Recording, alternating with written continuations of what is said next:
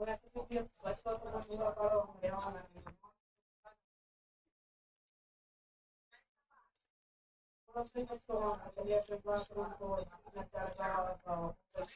Everyone, welcome to our YouTube channel. आज हम discuss करेंगे दिसंबर 2019 पेपर 1 के बारे में। जैसा कि आपको पता होगा, ये मैंने एक सीरीज स्टार्ट करी जिसमें हम सारे previous year question paper discuss करने वाले हैं। एक क्वेश्चन पेपर हो चुका है 2021 वाला। आज हम 2019 दिसंबर 2019 का करेंगे। पेपर 1 पहले कंप्लीट कर लेंगे, उसके बाद पेपर 2 की भी इसी तरह से सीरीज आएगी और सारे पेपर 2 के क्वेश्चंस भी हम डिस्कस करेंगे। ठीक है, जितने भी क्वेश्चंस इसमें ऐसे हैं जो आपको डाउटफुल लगे होंगे तो आप बिल्कुल श्योरिटी के साथ वीडियो को देखिएगा, क्योंकि सारे क्वेश्चंस ऑफिशियल आंसर की के अकॉर्डिंग ही डिस्कस किए जाएंगे। ठीक है, तो कंफ्यूजन का हम कुछ भी पॉइंट यहाँ पे छोड़ने वाले नहीं है, बढ़िया बेहतरीन तरीके से डिस्कस करने वाले हैं। क्वेश्चन नंबर फर्स्ट है, भाषा के अर्जन एवं विकास के लिए सर्वाधिक संवेदनशील अवधि है the most critical period of acquisition and development of language. ध्यान रखिएगा, भाषा सीखने की सबसे संवेदनशील और सबसे इंपॉर्टेंट जो टाइम पीरियड होता है वो होता है प्रारंभिक बाल्यावस्था। ठीक है, वैसे बाल्यावस्था होता है, लेकिन बाल्यावस्था में भी यदि प्रारंभिक बाल्यावस्था और लेटर चाइल्डहुड या मध्य चाइल्डहुड दिया हो तो वो आपको नहीं लगाना, आपको प्रारंभिक बाल्यावस्था लगाना है। प्रारंभिक बाल्यावस्था क्यों लगाना है? क्योंकि प्रारंभिक बाल्यावस्था लगभग 2 से 4 साल तक होता है। ठीक है, 2 से 4 या 6 साल तक हम इसे मान लेते हैं। उसके बाद 6 से 12 हमारा लेटर चाइल्डहुड होता है, इसे 2 से 4 ही मानो। मैं आपको ये भी क्लियर कर दूंगा कि बाल्यावस्था कैसे कैसे होता है। जो अर्ली चाइल्डहुड वो 2 से 6 होता है और जो आपका लेटर चाइल्डहुड होता है वो 6 से 12 होता है। लेकिन अगर कभी कभी मिडिल चाइल्डहुड पूछ लिया जाए तो मिडिल चाइल्डहुड हम 4 से 6 लगा देते हैं। ठीक है, वैसे ज्यादातर जो यूज होता है वो पूर्व बाल्यावस्था और उत्तर बाल्यावस्था यूज होता है, लेकिन मिडिल चाइल्डहुड कभी पूछ लिया जाए मध्य बाल्यावस्था तो वो 4 से 6 हो जाएगा। आई यहाँ तक बात समझ में?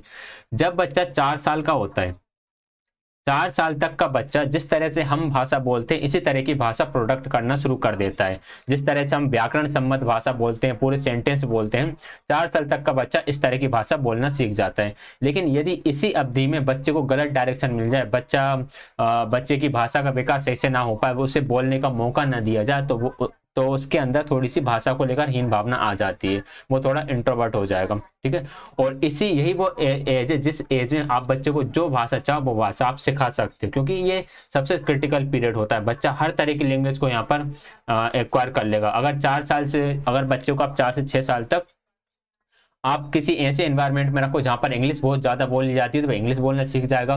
ऐसे एनवायरनमेंट में रखो जहां पर वहां की नेटिव लैंग्वेज ज्यादा बोली जाती है तो वह नेटिव लैंग्वेज सीख जाएगा। इसलिए राइट आंसर ऑप्शन नंबर 2 रहेगा, प्रारंभिक बाल्यावस्था। ठीक, आगे बढ़ेंगे। अच्छा, एक बच्चे का कमेंट आया था कि ये जो अदर्स जो लिखा होता है ना, ये सब मिटा दिया करो, ओनली आंसर टिक रहने दिया करो। तो मैं ये सब मिटा दिया करूंगा और सिर्फ जो अपना आंसर है उसे टिक कर दूंगा, क्योंकि जो पीडीएफ में शेयर करूंगा उस पीडीएफ को वो पीडीएफ आपको आंसर टिक के साथ मिलेगा। सेकंड क्वेश्चन है, which of the following is a stage of moral development proposed by Lawrence Kohlberg. निम्नलिखित में से कौन सी लॉरेंस कोहलबर्ग के द्वारा प्रस्तावित नैतिक विकास की अवस्था है? हमें पता है लॉरेंस कोहलबर्ग ने इन्होंने लेवल दिए हुए हैं 3। इनकी विकास की अवस्था में 3 लेवल दिए हुए हैं और स्टेजेस दी हुई हैं टोटल 6। ठीक है, तो जो हमारा प्रसूति अवस्था यानी कि लेटेंसी स्टेज के बारे में इन्होंने बिल्कुल बात नहीं करी। लेटेंसी स्टेज को तो हम उसके अंदर शेष अवस्था के अंदर कंसीडर करते हैं। द सोशल कॉन्ट्रैक्ट ओरिएंटेशन, ये बिल्कुल सही बात है, ये है इनकी स्टेज 4। मूर्त संक्रियात्मक अवस्था ये पियाजे से रिलेटेड है और उद्योग बनाम हीन भावता ये एरिक्सन की है। एरिक एरिक्सन की है। तो राइट आंसर ऑप्शन नंबर 2 ही रहेगा। लॉरेंस कोहलबर्ग से रिलेटेड है वो है सोशल कॉन्ट्रैक्ट ओरिएंटेशन, सामाजिक अनुबंधन अभिविन्यास। इसमें 4-5 कर लीजिएगा, मुझे थोड़ा सा डाउट है, वैसे मुझे लग रहा है ये 4। अच्छा 4 होती है सामाजिक संविदा अभिविन्यास, ये तो 6 स्टेज हो गई है। सामाजिक अनुबंधन अभिविन्यास जो होगी वो 6 स्टेज होगी। फिर उसके बाद होता है सार्वभौमिक नैतिकता। बिल्कुल ऑप्शन नंबर 2 राइट आंसर रहेगा। क्वेश्चन नंबर 3 है, कक्षा में परिचर्चा के दौरान एक शिक्षक प्रायः लड़कियों की तुलना में लड़कों पर अधिक ध्यान देता है, ये किसका उदाहरण है? During classroom discussion a teacher often plays more attention to boys than girls, this is an example of. ये किसका एग्जाम्पल होगा? बताइए, जेंडर पक्षपात का, जेंडर पहचान का, जेंडर संबंधितता का, जेंडर समरूपता का। देखिए शिक्षक कर क्या रहा है, लड़कियों की तुलना में लड़कों पर ज्यादा ध्यान दे रहा है, तो इसे हम बोलते हैं जेंडर पक्षपात यानी कि जेंडर बायस। ठीक, ये जो अदर लिखा हुआ है इसे मैं मिटा देता हूं।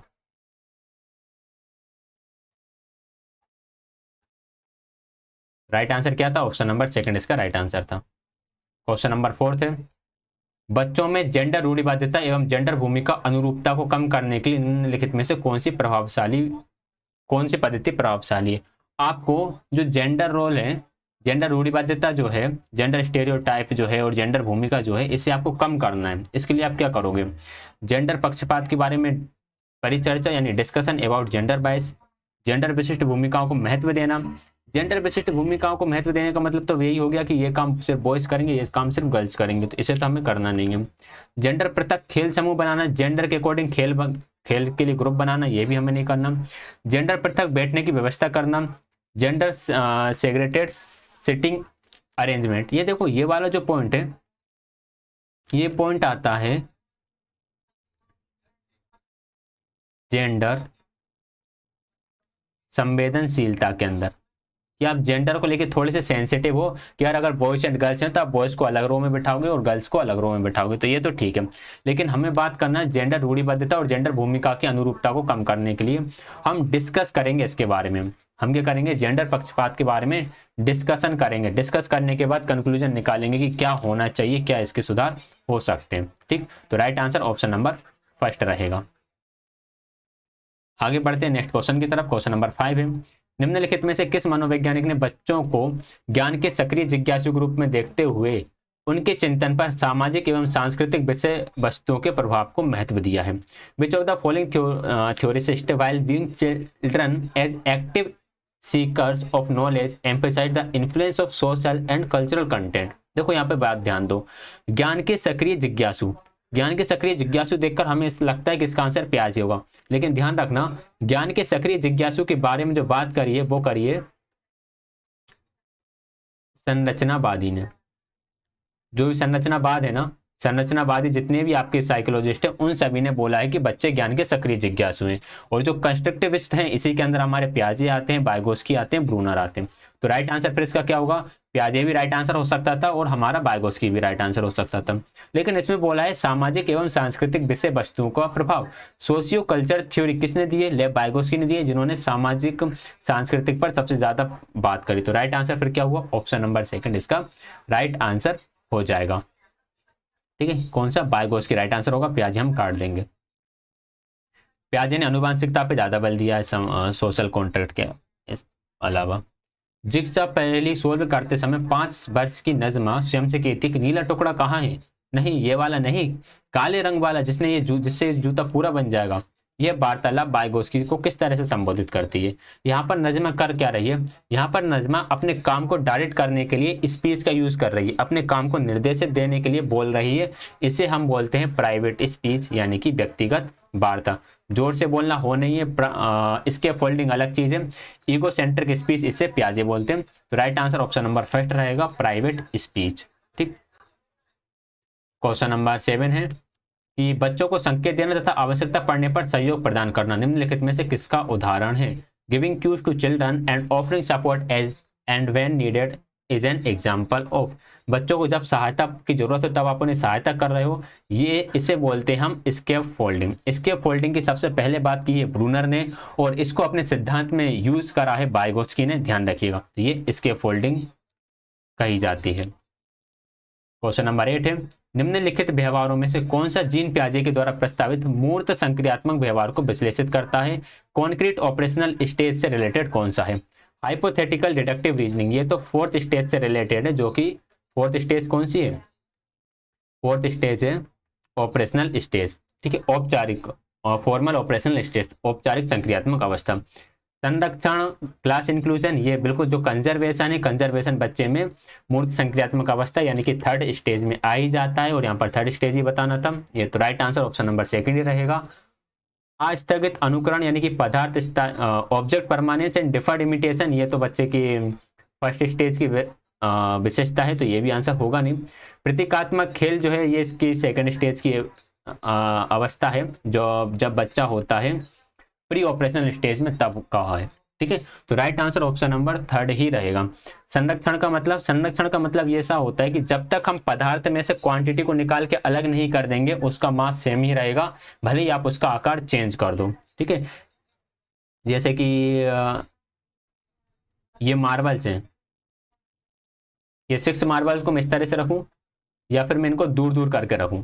जितनी ये हैं उतनी ही ये हैं। अगर आप छोटे बच्चों से पूछते हो तो वो इसको बोलते हैं कि ये ज़्यादा है और ये कम है, ठीक। लेकिन कंजर्वेशन आने के बाद बच्चा समझ जाता है कि ये दोनों सेम ही है। ये तब तक चेंज नहीं हो सकती जब तक कि इसमें से एक मार्बल को उठा के आप गायब ना कर दो। आई बात समझ में? तो ये आता है आपका कंजर्वेशन के अंदर। क्लियर? चलो आगे बढ़ेंगे नेक्स्ट क्वेश्चन की तरफ। Question number 9। ये ना मुझे मिटाने में थोड़ी सी समस्या आ रही है, तो मैं इनको इरेज नहीं कर रहा हूँ, मतलब ऐसे एनोटेशन के साथ ही आपको पीडीएफ शेयर कर दूंगा। और अगर आपको लगे कि मैं इसमें टिक ही ना करूँ तो मैं आपको विदाउट टिक वाला भी एक पीडीएफ शेयर कर दूंगा। ये बार बार मिटाने में बहुत समस्या आ रही है। और यहाँ पर ऐसा कुछ फंक्शन नहीं है कि एक बार में सारे इरेज हो जाए। देख लेते हैं एक बार में ऑल इरेज का ऑप्शन यहाँ पर है नहीं है। राइट क्लिक करके देख लेते हैं, नहीं है। Question number 9। बच्चों के संज्ञानात्मक विकास के संदर्भ में निम्नलिखित में से कौन सी पियाजे की संरचना है? Which of the following Piagetian theories is the context of cognitive development of children? Cognitive development of children के लिए पियाजे ने जो बातें बताई हैं, पियाजे ने स्कीमा वर्ड दिया हुआ। इन्होंने बोला है कि हमारे माइंड में इंफॉर्मेशन जो होती है एक पैकेट यानी बंडल के रूप में होती है, जिन्हें स्कीमा कहा जाता है। ऑब्जर्वेशनल लर्निंग की बात बेंडूरा ने करी है, तो वो यहाँ पर आएगा नहीं। कंडीशनिंग की बात करी है पेवलव ने। प्रबलन की यानी कि रेनफोर्समेंट की बात हल और स्किनर ने करी है। तो right answer option number first रहेगा, स्कीमा। क्वेश्चन नंबर 10 है। आकलन का प्राथमिक उद्देश्य क्या होना चाहिए? Primary objective of assessment should be. विद्यार्थियों के लिए श्रेणी निश्चित करना, रैंक हमको बच्चों को नहीं करना है। संबंधित अवधारणाओं के बारे में बच्चों की स्पष्टता तथा भ्रांतियों को समझना, ये हो सकता है कि understanding childrens clarity and confusions about related concepts के बारे में बच्चों को क्या क्या कंफ्यूजन है, कहाँ समस्या है, उसे समझना। विद्यार्थियों के प्राप्तांक के आधार पर उनको नामांकित करना। बच्चों को नॉमिनेट हमें नहीं करना, लेवल नहीं लगाना उन्हें पे किसी भी तरह का कि तुम वीक हो, तुम अच्छे हो। रिपोर्ट कार्ड में उत्तीर्ण अनुत्तीर्ण करना, ये भी कोई प्राइमरी, यहाँ पे बोला प्राइमरी ऑब्जेक्टिव्स क्या है। अगर हम फोर्थ की बात करें तो फोर्थ भी एक ऑब्जेक्टिव हो जाता है कि आप बच्चों को उत्तीर्ण अनुत्तीर्ण बता रहे हो कि आप पास हुए कि फेल हुए, लेकिन ये सेकेंडरी ऑब्जेक्टिव है। फर्स्ट ऑब्जेक्टिव तो हमारा यही होता है कि हम ये समझ पाए कि बच्चे को कितना समझ में आया, कितना नहीं आया। आगे बढ़ते हैं क्वेश्चन नंबर 11 की तरफ। निम्नलिखित में से कौन सा बुद्धि के बारे में सही है? Which of the following statement about intelligent is correct? बुद्धि एक निश्चित योग्यता है जो जन्म के समय ही निर्धारित होती है। ये गलत बात है कि जन्म के समय ही बुद्धि निर्धारित हो जाती है। बुद्धि को मानकीकृत परीक्षणों से सटीक रूप से मापा जा सकता है। बुद्धि को सटीक रूप से कभी नहीं माप सकते, आप कितने ही टेस्ट का यूज कर लो। बुद्धि एक एकात्मक कारक तथा एकाकी विश्लेषण। Intelligence is unary factory. हालांकि अल्फ्रेड बिने ने इसके बारे में बात करी, लेकिन इसको इतना ज्यादा प्रायोरिटी नहीं दी गई। बुद्धि बहुआयामी है तथा जटिल योग्यताओं को समूह, बिल्कुल सही बात है। जो आपकी इंटेलिजेंस है ये मल्टी डायमेंशन है और ये बहुत सारी आपकी एबिलिटीज हैं जिनका एक सेट है। तो बुद्धि की आज के टाइम पे जो सही परिभाषा चलती है वो यही चलती है कि बुद्धि बहुत सारी जटिल योग्यताओं का समूह है। Question number 12। रूही हमेशा समस्या के एकाधिक समाधानों के बारे में सोचती है, ठीक है। Ruhi always thinks the multiple solution of a problem, many of which are original solution. इनमें से काफी समाधान मौलिक होते हैं। रूही किन गुणों का प्रदर्शन कर रही है? क्रिएटिव, कन्वर्जर, रिजिड या फिर ईगोसेंट्रिक? ईगोसेंट्रिक एंड रिजिड तो आप हटाई दो, ये तो होगा ही नहीं। कन्वर्जेंट भी नहीं होगा क्योंकि वो एक से अधिक समाधानों के बारे में सोच रही है। राइट आंसर इसका सृजनात्मक विचार होगा। एक बात और ध्यान रखना, अगर सृजनात्मक विचारक के साथ साथ यहाँ पर अभिसारी भी हो जाता, मान लो फिफ्थ ऑप्शन यहाँ पर होता, अपसारी होता, सॉरी सिर्फ फिफ्थ ऑप्शन यहाँ पर अपसारी हो जाता, डाइवर्जेंट थिंकर, तब आप आंसर क्या टिक करते? तब भी आप इसका आंसर सृजनात्मक विचारक करते, क्योंकि जो सृजनात्मक विचारक है उसके अंदर अपसारी ऑटोमेटिक ही आ ही जाता है। एक और बात ध्यान रखना, क्रिएटिव का एक बहुत अच्छा पॉइंट है कि एक की पॉइंट है, कहीं भी आपको ओरिजिनल सॉल्यूशन की बात मिल जाए, यानी जो आइडियाज हैं वो मौलिक हैं, तो वहां पर आप आंख बंद करके सृजनात्मक विचारक लगा देना। आंख बंद करके नहीं, मतलब आंख खोल के टिक करना, लेकिन आप ब्लाइंडली इसको फॉलो कर सकते हो। अगर क्वेश्चन में मौलिक वर्ड यानी कि ओरिजिनल वर्ड दिया हुआ है तो आप वहां पर डायरेक्टली ही क्रिएटिव थिंकिंग की तरफ आप जा सकते हो, ठीक। क्वेश्चन नंबर 13 है। शिक्षण अधिगम प्रक्रिया में वंचित समूह से संबंधित विद्यार्थियों के द्वारा सहभागिता कम होने की स्थिति में एक शिक्षक को क्या करना चाहिए। बच्चे ऐसे हैं, कुछ बच्चे ऐसे हैं जो डिप्राइव्ड ग्रुप से आए हुए हैं, यानी कि वंचित समूह से हैं, जिनको चीजें सही तरीके से नहीं मिली। अब इन बच्चों की सहभागिता कम हो रही है, इन बच्चों का जो पार्टिसिपेशन है वो हो रहा है कम, तो आप क्या करोगे, बच्चों को विद्यालय छोड़ने के लिए कह दोगे, कहना जाओ तुम जो काम करते थे वही करो। इस स्थिति को जैसी है स्वीकार कर लेना भाई, अब वो नहीं हो रहा है इन्वॉल्व तो क्या कर सकते हैं, वैसे ही स्वीकार कर लो, ये भी गलत है। इन विद्यार्थियों से अपनी अपेक्षाओं को कम करना, आप इनसे अपेक्षाएं ही रखना बंद कर दोगे, एक्सेप्टेंस ही आप कम कर दो कि यार तुम कुछ कर ही नहीं सकते, तुमसे उम्मीद ही नहीं रखना, उम्मीद रखना ही बेकार है, तो ये काम भी हम नहीं करेंगे। अपनी शिक्षण पद्धति पर विचार करना चाहिए तथा बच्चों की सहभागिता में सुधार करने के लिए नए तरीके ढूंढने चाहिए। बिल्कुल ठीक बात है, आपको देखना चाहिए कि आपकी टीचिंग मेथड में कहाँ कमी रह रही है, हम इसे कैसे और अच्छा बना सकते हैं। क्वेश्चन नंबर 14 है, एक समावेशी कक्षा में एक शिक्षक को विशिष्ट शैक्षिक योजनाओं को क्या करना चाहिए। तैयार नहीं करना चाहिए, बिल्कुल गलत बात है। समावेशी कक्षा में तो विशिष्ट शैक्षिक योजनाओं को तैयार करना चाहिए, कभी कभी भी नहीं करना चाहिए, सक्रिय रूप से तैयार करना चाहिए। तैयार करने के लिए हतोत्साहित तो करेंगे ही नहीं, डिस्करेज तो करना ही नहीं है। तो राइट आंसर ऑप्शन नंबर 3 रहेगा, शुड एक्टिवली प्रिपेयर।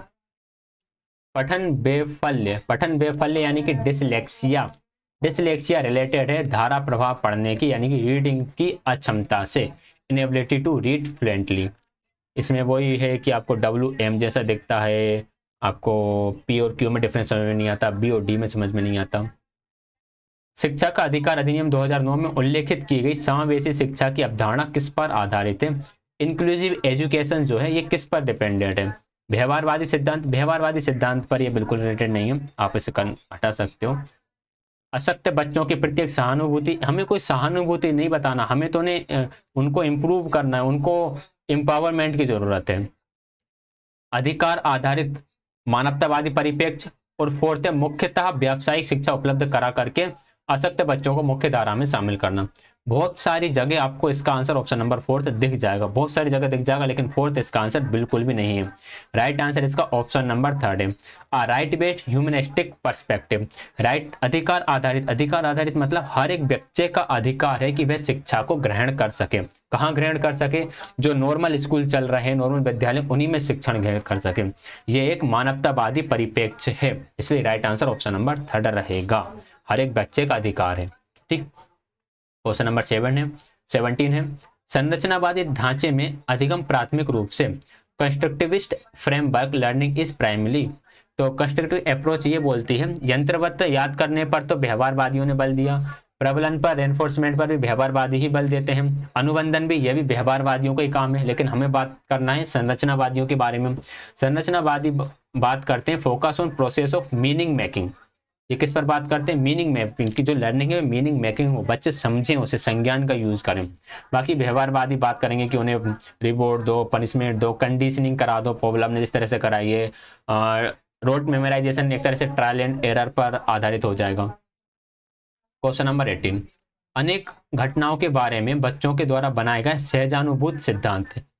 सहजानुभूत सिद्धांत होते क्या, बच्चे अपने हिसाब से कुछ भी कॉन्सेप्ट बना लेते हैं चीजों को लेकर, तो इसके लिए टीचर क्या करेगा। देखिए इन सिद्धांतों को अनदेखा तो करेगा नहीं, क्योंकि बच्चों के कॉन्सेप्ट सुधारने का काम तो टीचर का काम है। बच्चों को दंडित भी नहीं कर सकता, बच्चों को पनिशमेंट देना नहीं है। बार बार याद करने के द्वारा एक सही सिद्धांत से बदल देना, ये तो कंडीशनिंग की बात हो गई, जो व्यवहारवादी बात करते हैं, लेकिन हमें मेमोराइजेशन पर बिल्कुल भी बात नहीं करना है। फिर राइट आंसर ऑप्शन नंबर 4 ही रहेगा। इसके आंसर पर भी काफी बहस हो चुकी है, कई बुक्स में इसका आंसर 3 भी दे रखा है, but right answer official answer के अकॉर्डिंग ऑप्शन नंबर 4 है, और ये सही भी है। क्यों, क्योंकि आप प्रतिकूल प्रमाण एवं उदाहरणों को प्रस्तुत करके बच्चों के इन सिद्धांतों को चुनौती देनी चाहिए। आपको बच्चों के सामने ये सिद्धांत प्रेजेंट करना चाहिए, जैसे कि एक मैं कई बार बोलता हूँ, जैसे चांद के ऊपर एक बूढ़ी अम्मा बैठी है, ये चलता है, एक बूढ़ी अम्मा चांद के ऊपर बैठी हुई है, वो काम कर रही हैं, जबकि वो एक्चुअल में है क्या, वो पर्वत और पठार है। तो बच्चों के सामने आप उसकी चित्र प्रेजेंट करो, फोटो, चांद की बहुत सारी फोटो आजकल अवेलेबल है, कुछ वीडियो क्लिप दिखाओ। अब इनको उनके सामने दिखाकर उन्हें चैलेंज करना मतलब आप उनके सामने ये चीजें रख रहे हो। अब बच्चे खुद सोचेंगे यार कोई बूढ़ी अम्मा वगैरह नहीं है, ये तो नॉर्मल पर्वत, पहाड़, मिट्टी है जो कि हमें दिखाई देते हैं। तो राइट आंसर इसका ऑप्शन नंबर 4 ही रहेगा। क्वेश्चन नंबर 19 है, छात्र केंद्रित शिक्षा शास्त्र की क्या विशेषता है। Child centred pedagogy promotes. Child centred pedagogy क्या प्रमोट करती है, केवल पाठ्य पुस्तकों पर निर्भर बिल्कुल नहीं होने चाहिए। बच्चों के अनुभवों को प्रमुखता देना बिल्कुल ठीक बात है।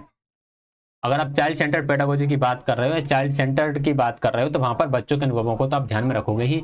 यंत्रवत मेमोराइजेशन को बिल्कुल फोकस नहीं करना।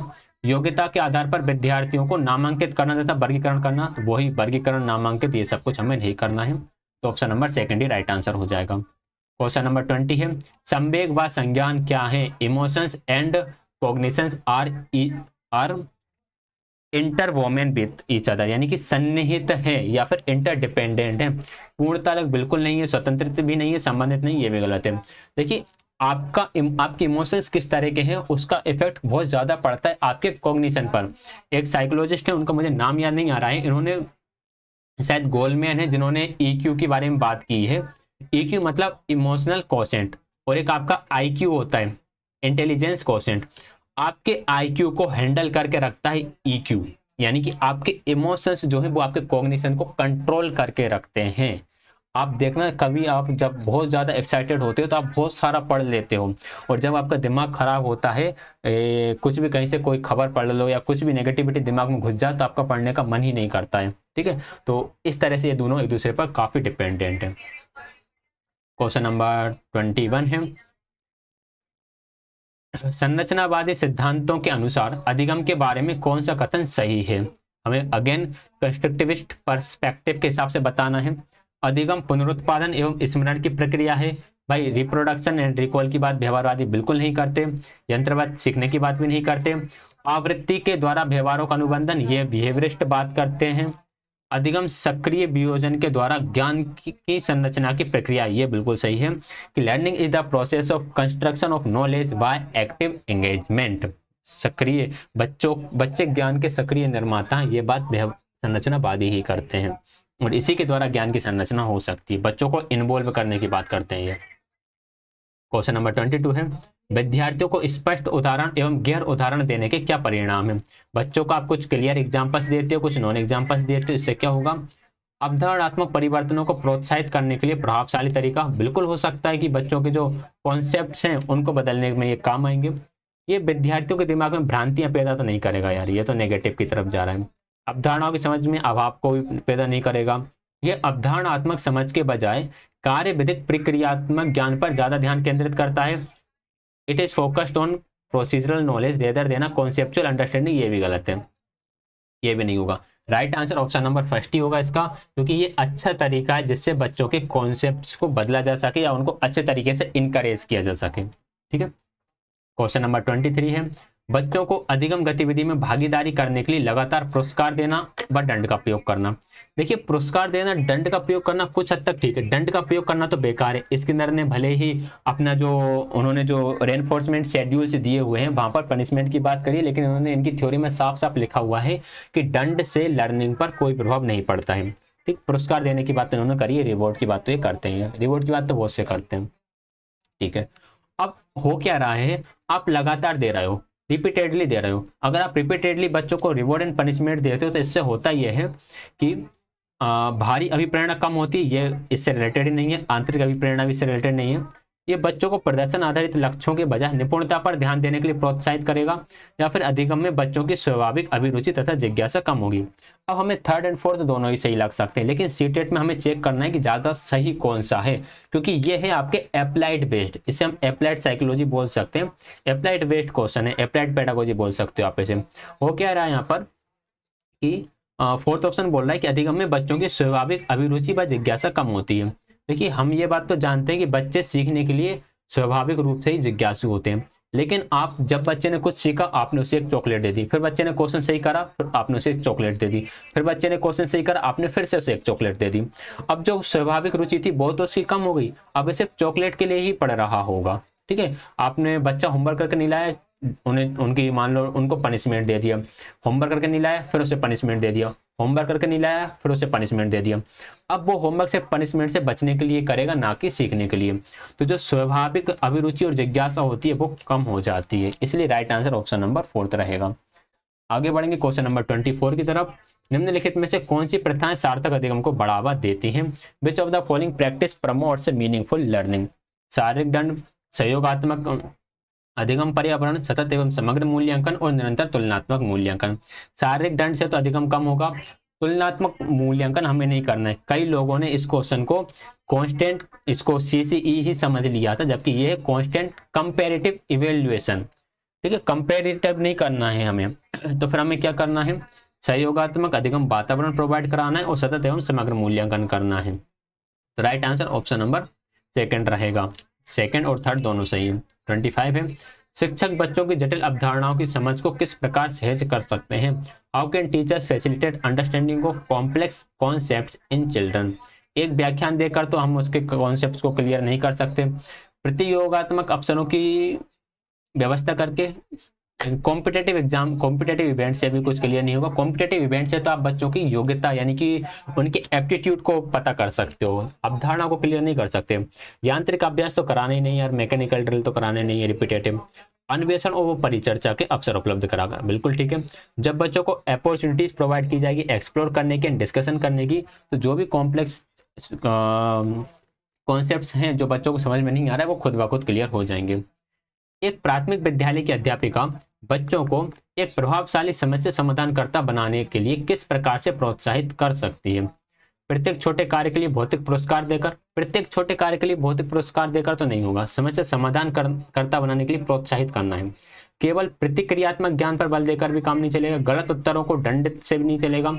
बच्चों को सहजानुभूत अनुमान लगाने के लिए प्रोत्साहित करके और उसी पर आधारित विचार मंथन करके, यानी कि ब्रेन स्टॉर्मिंग का आप बच्चों को मौका दो और उनसे बोलो कि यार कैसे कैसे प्रॉब्लम सोल्व हो सकती है, अनुमान लगाकर बताओ। तो यही राइट आंसर होगा। क्वेश्चन नंबर 27 है, निम्नलिखित अवधि में से किसमें शारीरिक वृद्धि एवं विकास तीव्र गति से घटित होता है। In which of the following period does the physical growth and development occurs at rapid pace. देखो ये क्वेश्चन इन्होंने इतना घुमा के बनाया था ना कि बहुत से लोगों का ये गलत हुआ। देखिए जो तीव्र विकास होता है, तीव्र गति से विकास दो स्टेजेस में होता है, एक तो इन्फेंसी में होता है और एक होता है बच्चे के एडोलेसेंस में। जब बच्चा एडोलेसेंस स्टेज में होता है तब होता है। अब यहाँ पर शेष अवस्था भी है और यहाँ पर हमें दो जगह किशोर अवस्था भी देखने के लिए मिल जाती है, ठीक है। लेकिन अगर शेष अवस्था और किशोर अवस्था दोनों हुआ तब आप क्या आंसर टिक करोगे, तब आप आंसर टिक करोगे ऑप्शन नंबर फर्स्ट शेष अवस्था। क्योंकि शेष अवस्था और प्रारंभिक बाल्य अवस्था जो है, जो कि हमारा 0 से लगभग 6 वर्ष तक आ जाएगा, जिसमें से 0 से 2 वर्ष तक तो हमारा शेष अवस्था आ जाएगा और हमारा 2 से 6 तक प्रारंभिक बाल्य अवस्था आ जाएगी। इसमें बच्चे का विकास बहुत तेजी से हो रहा होता है।